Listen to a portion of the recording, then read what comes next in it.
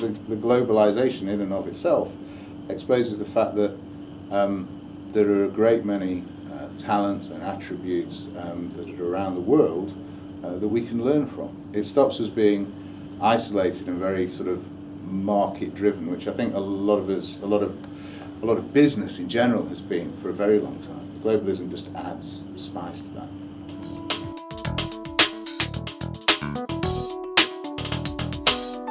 I think I started at Grey about 5 years ago, at Grey London, and what we did there was to reinvigorate that business and look at the processes and the people and the geography and the sort of intellectual property, if you like, with a view to making it much more agile, much more collaborative, much more like many digital businesses operate. We managed to create a certain amount of success. We had about an 80% pitch conversion rate. A lot of people felt happier in the business.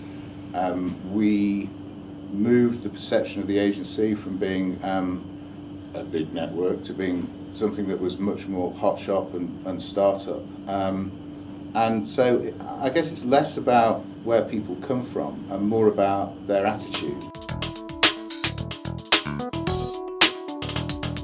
I was on the jury panel last year at Golden Drum, which is kind of what's made me realise what's going on around here. I mean, I fly around all over EMEA on business, and it's fascinating to see the different cultures and the different approaches, and if anything, that reinforces the point you had earlier, which is whereas to a large extent we live in a globalised culture, the localised nuance both of language and how people live and the different economic conditions mean that you've got to view all work through a local lens. It's really hard to do a big global piece that works everywhere because everywhere is different.